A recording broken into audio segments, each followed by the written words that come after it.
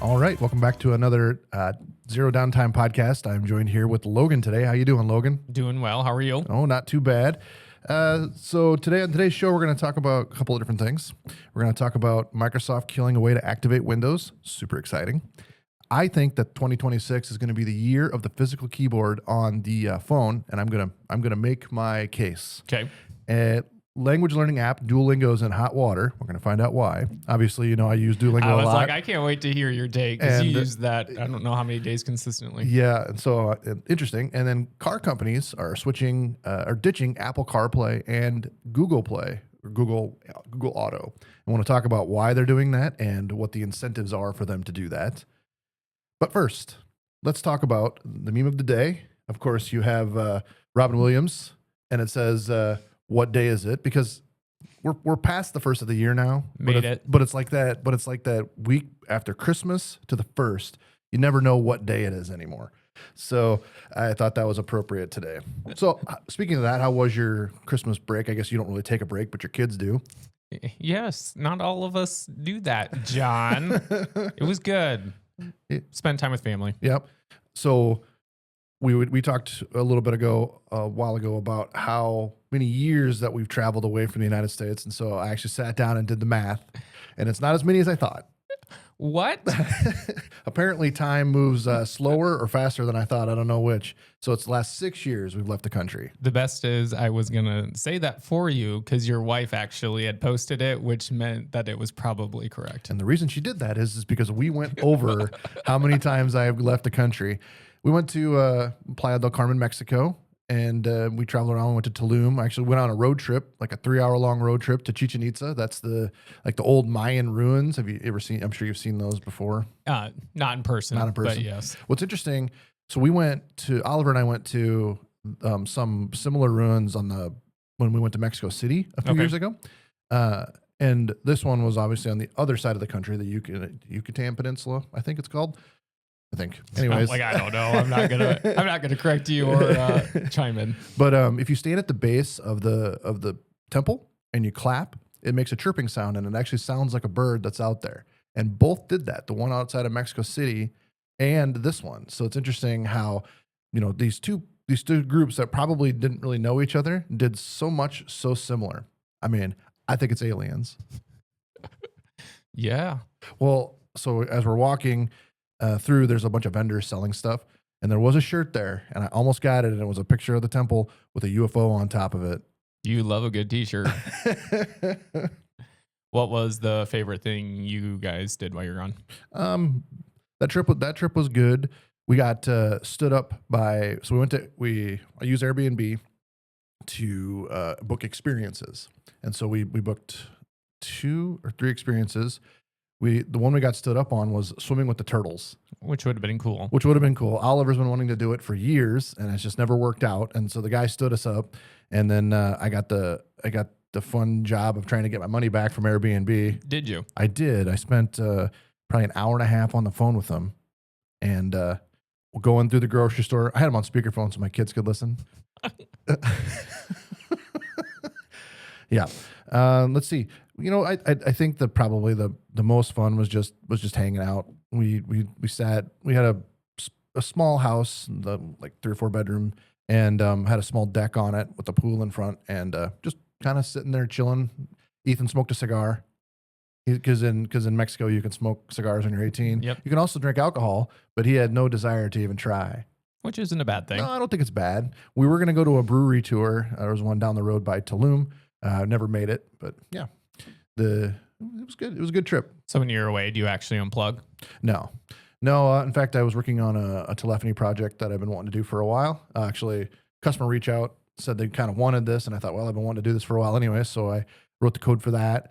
I'm waiting now on the texting portion of it to come back. I had to submit for approval, but yeah, so I did that, and but I guess you could say I kind of unplugged. We did do one day that was a resort day. We paid to do an all-inclusive resort. Okay. And that was on the ocean. It was in Cozumel, which is an island next to Playa del Carmen. So you take a ferry, about an hour ferry to Cozumel, and then the resort was on a beach, and then it had a pool.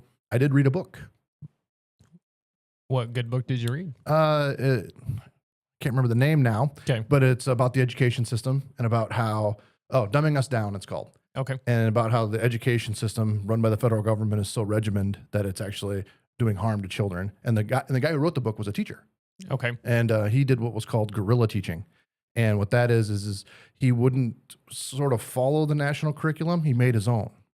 And more than that, it was life experiences rather than just regurgitating stuff from the board onto paper. He would challenge his kids to take the subway to go somewhere to learn something new outside of school, and he would grade them for that. Interesting. It's a good book. So, all right. So Microsoft is ending phone activation for Windows 10 and 11 now. I'm sure that you have no idea about this, but I don't. I've never had a Microsoft phone. so it's not. It's actually the Windows operating system. Oh, okay. So back in the day, Microsoft would only let you activate so many times through the button to activate. So like activate Windows Online. So then what you'd have to do, I guess you could say trick Microsoft, is you could call the number and they would get like like 10 digits or I think it's 6 blocks of numbers and letters.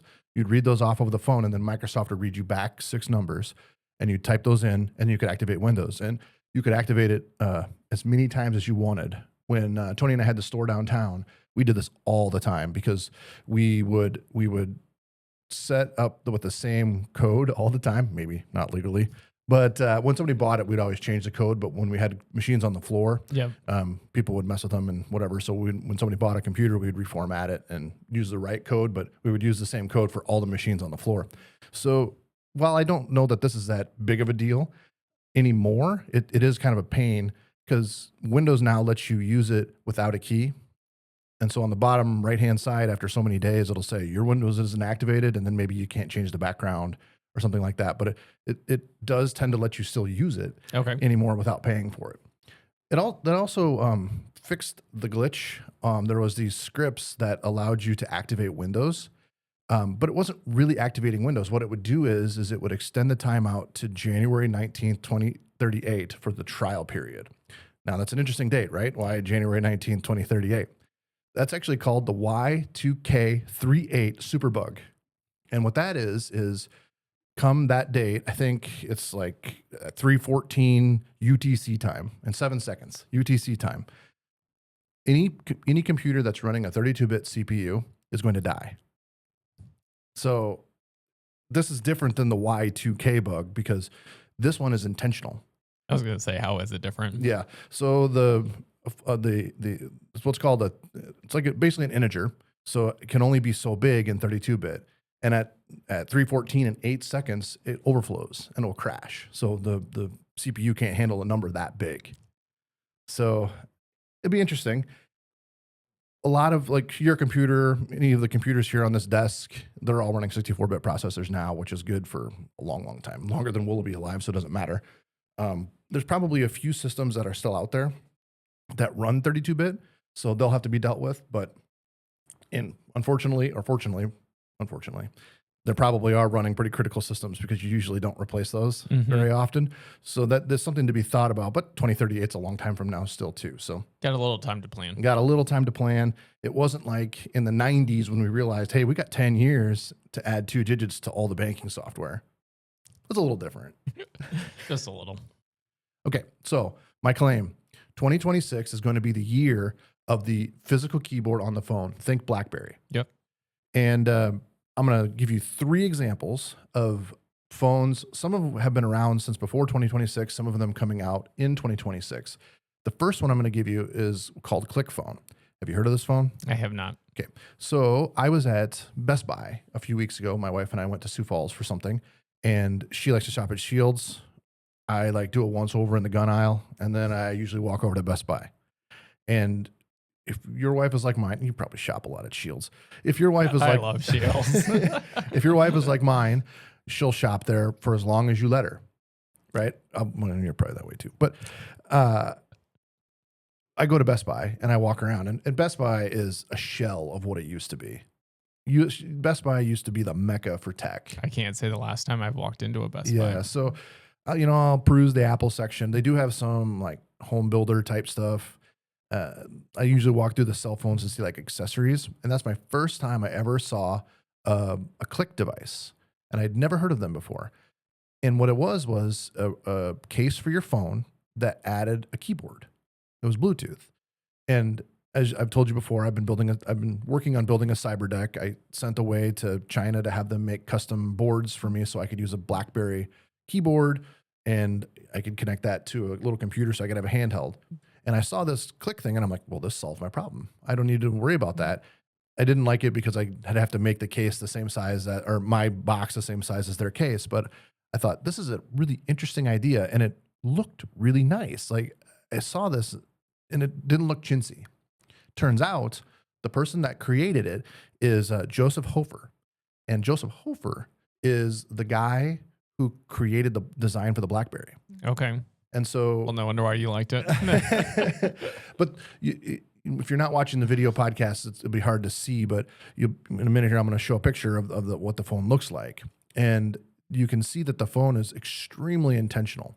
And what I learned doing the research for this is when you have the millennials or the zennials and the Gen Xers. So the Gen Xers and the zennials and the millennials, they remember the BlackBerry and they remember the function of the keyboard and how well it worked. And then you have this Gen Z generation that never had it. I was going to say, there's going to be so many people that have phones that have never had the physical click. Right. And so what you're seeing is a resurgence of the people that were older that had the keyboards that really enjoyed them, obviously lost them when Apple got rid of the keyboard. But then you're seeing the Gen Zers get introduced to it the first time, and that generation seems to be more retro. They like things that appear to be older. And I'm not saying that others don't too. But it's the whole throwback thing. But the one other thing that I find interesting about Gen Zers is they're trying to figure out how to get more out of life. So they want to be intentional about everything they do. And so the new style for these keyboarded phones is being intentional. So when I use the click phone, it's the way that it's designed is it's an Android interface. Hold on. Did you get it? I ordered one. Okay. They're still pre-order right now. Okay. So the interface is designed to be scrollable, kind of like the BlackBerry was. And so it doesn't like pop up to a screen of icons. When you sit down at the table, normally you'll take your phone and you turn it upside down. Yeah, it's upside down right now. Yeah, almost everybody does. And one is privacy. The other thing is not to be interrupted, things like that. If you put your phone down, it's not lighting up all the time. Yep. So the click phone has a button on the side that you can tie to different applications that will change the color. So you can lay the phone face down and it'll change the color based on what messages you're getting. So if you find, like, I'm waiting for a text message, yep. You can make that light up green to know that you got a text message, or I'm waiting for a WhatsApp, it's red. Mm-hmm. So you know you have a message and you know who sent you or you know what, you can also do it based on the people, and you know who's sending you the message based on the color that you select. It's got a switch on the side to actually put it in silent. The new phones don't have the switches anymore. And I like the tactileness of the switch. You click and all of a sudden you're. So this is a full-on phone, or this is an accessory for your phone? Okay, good question. So they're calling it a communicator. So back in the day, BlackBerries used to not be a phone. They worked like a two-way pager. They still had the cool keyboard and everything. This is a full-fledged phone, but they're calling it an accessory to your phone. So you can use it as a phone, or because they look at it as most people are probably using iPhones. Yep. And people aren't going to be so hot to switch from iMessage to regular text message or even RCS now. Yep. They're not going to be so hot. Green bubbles are bad, right? It's just the stigma behind it. I don't believe that. It's just a stigma. And so they're making it as a kind of an add-on communicator. So they're not calling it a phone. They're calling it a communicator. However, it is a phone. But it's going to run for instance, you have an iPhone. Well, you have multiple phones, but yeah. I have an iPhone. Yeah. You would have both. You would have both. So their idea is that right now a lot of people carry two phones anyways. So why not make one of the two phones more intentional? Would it still send through as an iMessage off your communicator? So interesting question. So normally for people, no. However, if you're a little bit technically savvy, you can use a program and you have a Mac that stays at home or stays in the cloud or whatever. you can use an application called Blue Bubbles, and Blue Bubbles That's funny. will read the text messages as they come into your Mac and then send them to you on any device. For example, I run a Linux desktop, and I want to be able to reply to my text messages on my phone without having to get my phone out. Laziness. And it's also convenient because I can type on the keyboard and all of that. Yep. And so what it does is the message comes into my Mac, and then it forwards basically to my Blue Bubbles on my computer or my phone, my Android phone. And then I can reply from there too, and it will reply back from the computer. So if you're a little tech savvy, you can reply to your iMessage via your Click phone. Do you think Apple will ever bring a full keyboard? I think we'll have to see how successful these phones become. Do you think Apple will have a foldable phone? Yeah, Apple will have a foldable phone. It will. What I'm thinking here is something. It'll be a little smaller than an iPad, but maybe closer to the iPad Mini in size when you open it. So we talked a couple weeks ago about a trifold phone. Think of something like that.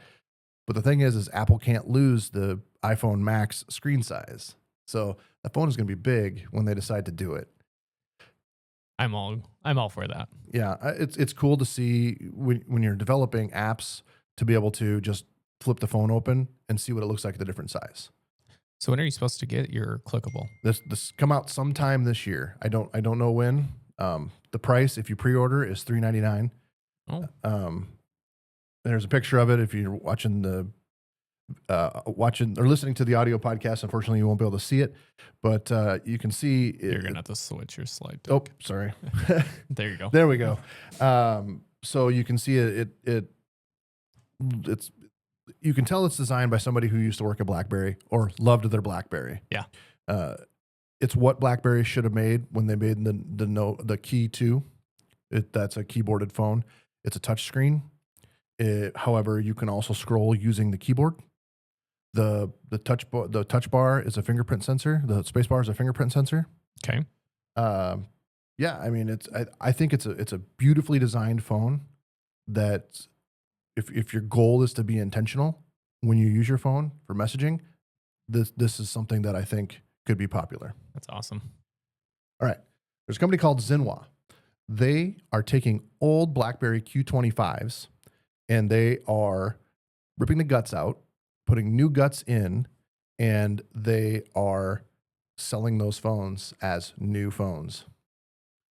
Interesting concept. So the idea behind it is you can repurpose, instead of just throwing away old hardware, you can take it apart, repurpose the hardware, and get something new out of it. So the Q25 Pro, or the Zinwa Q25, it uses a BlackBerry Classic from 2014, rips the inside out, keeps the screen, keeps the keyboard, adds a new camera, adds 4G, adds 5G. I believe it adds 5G. Puts USB-C, NFC. So takes the old phone, makes it new. Interesting concept. Do you think it would have long? I mean, not that people hold their phones that many years now anyway. I was trying to feel like how long do you think that would last for an individual? Yeah. So the thing is that you can buy Q25s on Alibaba and AliExpress, basically new. Okay.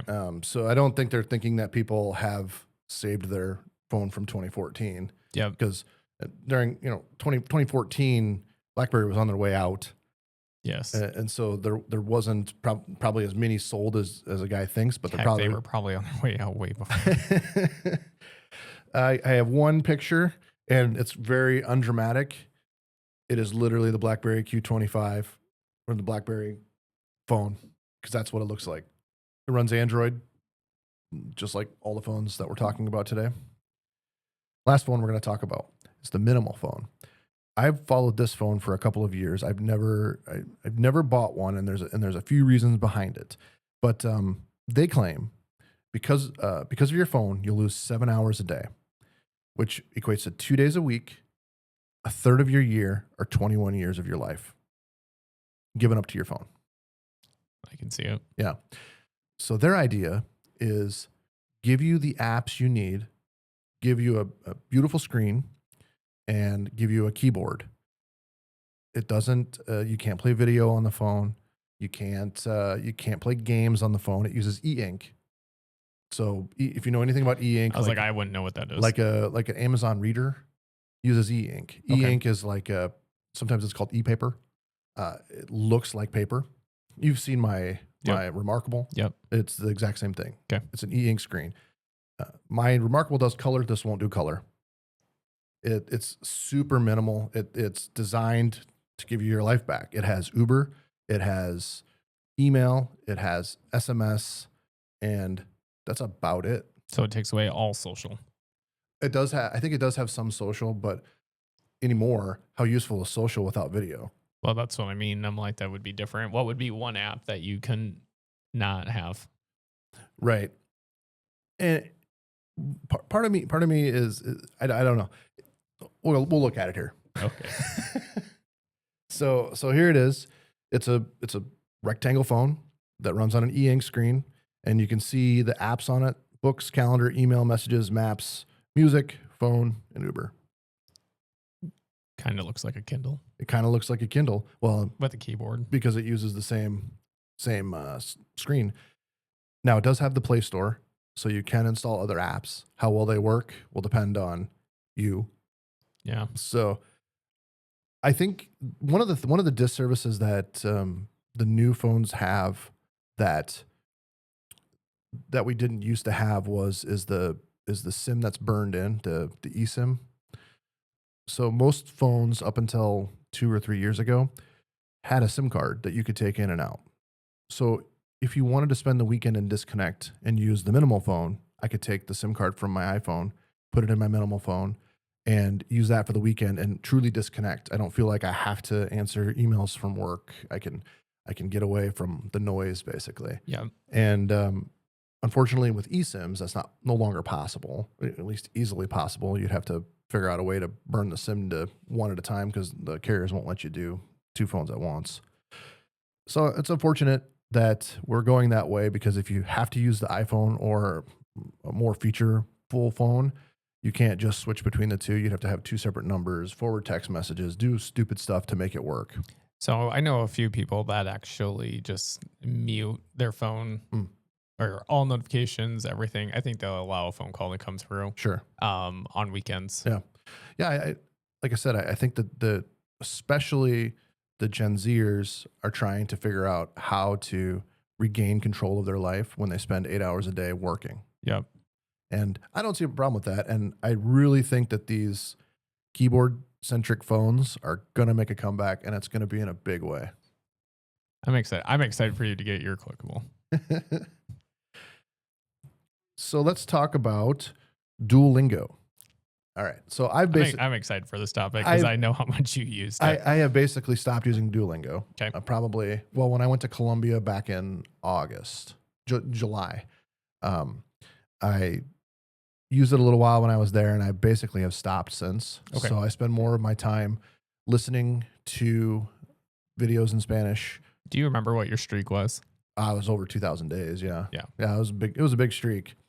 Why are they getting in trouble? So they broke Apple's rules. So Duolingo can put things to your lock screen, like other apps can. Yep. And one of Apple's explicit rules is no advertising. Because how ugly would that be? Like all of a sudden you pull up the lock screen and it's just full of ads. Yeah, that's awful. I mean, it's bad enough when your email comes to your front of the screen and you're seeing ads. Yep. So they advertised Super Duolingo, which is their paid package, like what I paid for. It lets you use the app as much as you want, as many mistakes as you want, no hearts. Like, because you know, what fun is that if I'm trying to learn a language and then it's like, try again tomorrow because you ran out of hearts. Yep. I mean, I'm an idiot, so it takes me a while. So when I was in Pittsburgh, Emily and I went to go see a friend, and when he came from Peru to see his brother lives in Pittsburgh.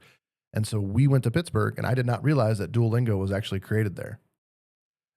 Interesting. I didn't know that. It's actually called the Pride of Pittsburgh. Okay. And they used to employ tons of people. And one of the other reasons I stopped using them is they got rid of most of those people, the translators, the people that would make the lessons, and they switched almost all of it to AI. Okay. And I think I could tell in the lessons the sentences has gotten nonsensical, which when you're learning a language, I think is okay, right? Like the sentence doesn't make any sense if you know the basics. So if you know how to go to a restaurant, order a meal, if you know how to ask for directions and understand, then you can start to maybe add the nonsensical sentences, add some slang, do all of that. But it just seemed really out of place. Yeah. And so I basically have stopped using it, and I'm interviewing other apps to see. I was just going to ask if you have found its replacement. So if I was more committed, I would use iTalk more, I think. Is that the one where you have like someone you work with? You hire a tutor basically for half hour, so as many days a week as you want, as many days as they're willing to work, or you hire 10 tutors. Yep. And you get on a video call with them. And I've been on probably 5 or 6 different ones. Some of them don't know English. Some of them know English very well. And so for the last one I did, she was a Peruvian gal, and I had just gotten back from Peru. And so I wanted to practice with the accent that I was last familiar with hearing. And she didn't speak English, or at least not much. And we talked about the vacation in Peru. And what it does is it gets you talking. And I think that's where Duolingo fails, is it does its best to try to understand your accent, like if you're rolling your R's correctly, or you're saying the accents, or if the V's sound like a B, things like that. It does its best, but it's not great. And I struggle when I go to a country to sound correct. And when you're on a iTalk call like that, it forces you to do it. And I don't know that anything other than humans are going to be able to correct that, at least in the near term. Yep.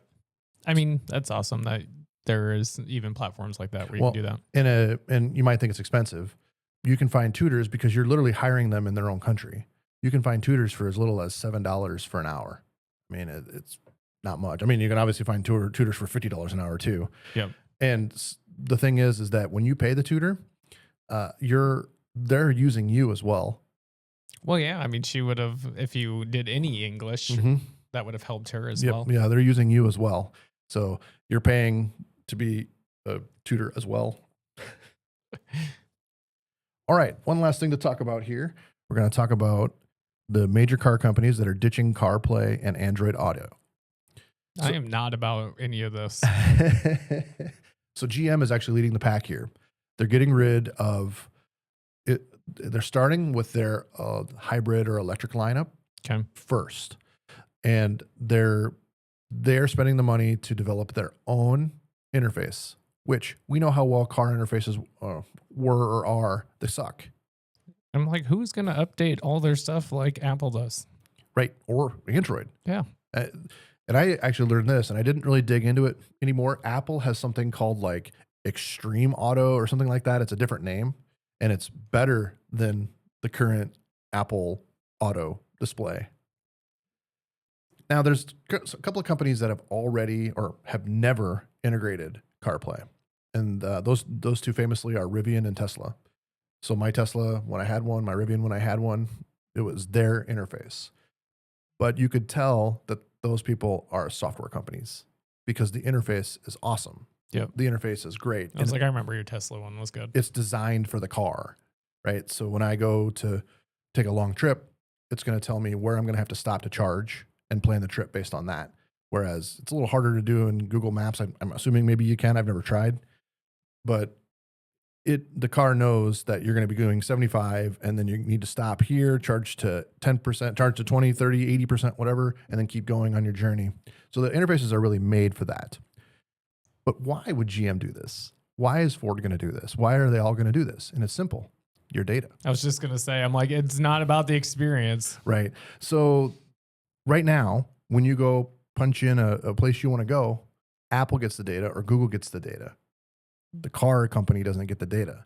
They lose the ability to figure out where you're going and market more to you. I was just going to say, is it just to push advertising to you? Of course. Because what are they going to do knowing where we go here or there? Of course. I guess you can tell where mass amounts of people go. Here's one that'll get you. GM got sued because they were turning over driver information, like how you drive your car, miles, speeding, any of that, to insurance companies. And then people were getting rate hikes on their bill. Yeah. Well, they should get sued for that. That's terrible. And here's the crazy thing. When the SEC said you can't do that anymore, they only give you a 5-year moratorium on it. Yeah. Stupid. Do you think it's going to hurt car companies? I mean, personally, right now, I look at ones that had Apple CarPlay because I just wanted to be able my phone to work. Yeah, I mean, I guess if you want to go and buy a Mercedes or BMW that are going to keep it, but you're at the will and pleasure of what the car companies are going to do. Yeah, and it's unfortunate because can't really build one. A car. The other thing too that you got to think about is when you use your phone, CarPlay, Android Auto, whatever, you're using data from your phone you're already paying for. Well, now all of a sudden, if your car's got to be connected, now you're going to pay for premium data. So now your car is costing you a subscription as well. Which, I mean, they already tried to get you to get the internet through OnStar. Correct. Now, but now if you want to use any of the premium features other than the radio, GPS. I hope no one buys their vehicles. So yeah, that's pretty much what I got today. Pretty simple show, but exciting things. They are exciting. 2026 year of the keyboard. Of the keyboard. So question for you is we kind of look back at everything we talked about today. Do you think the next wave of tech is actually adding features or intentionally taking things away? Wow, it's almost like you looked at the show notes. Maybe. Simple is better. I think that if you look at anyone in their life, technical or not technical, the happiest people are the people that live the simplest lives. So while I agree that having tech, the power of the whole internet in your hand is beautiful, it's amazing. Keeping it simple, I think, will tend to let people live a happier life. Do you feel that you could ever give up a full-on phone and only have a simple phone? I would say it would be nice. It would be a period of time that it would take to get rid of that crutch. It would be hard, I think. In a world where, when I first started working in my first career, I answered emails between 8 and 5. Now it's, well, I emailed you last night. Why didn't you reply? Or I texted you. In the world of business, the communication has become instant. And unfortunately, I think it affects people's mental health. I think it affects their lives, like just their happiness. Yeah. Because they see that email and then they stress about it. I got a text message last night at like 9:30, somebody asking me to restart a system. Obviously I get up early, and so I go to bed early, and I'm thinking to myself, well, now I've got to get out of bed and I've got to do this right now. And last night I texted back and I said, I'll get it first thing in the morning. Is everything working? Yeah, there's just a few callers that are stuck on the system, but everything's working. So that's fine. I'll go ahead and do it tomorrow morning. A little thing like that probably goes a long ways for the mental health, right? Yeah. And I think that, yeah, simplicity and removing things from your life that aren't important, I think will help you in the end. Well, and I wonder too, because you have internet to your computer, don't you? Yeah, I have a cellular T-Mobile cellular chip in my computer. Yeah. So if you had to access something, yeah, you could, right, with that device versus having to pull up your phone. Yeah, I've tried different devices through the years to try to give myself limited tech on purpose. So I've tried Chromebooks, I've tried Android tablets, Apple tablets, all of that. And what I find is that I just keep adding things to it to make it more like a computer. It might take away from simplifying. Yeah. As close as you can to living the simple life, I think is better for everyone. But I think we've changed ourselves so much. I heard something the other day. When you have dreams, how many times have you dreamed a cell phone? Never. And that's a thing. I don't know why, but people don't dream about cell phones.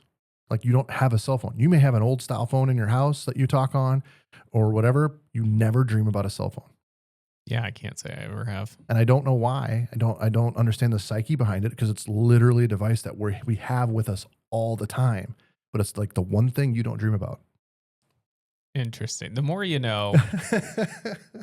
It's a fun one. Yeah. I didn't know that. Yeah. Perfect. That is all I have for you. All right. Well, we'll catch you on the next time, Logan. See you, John.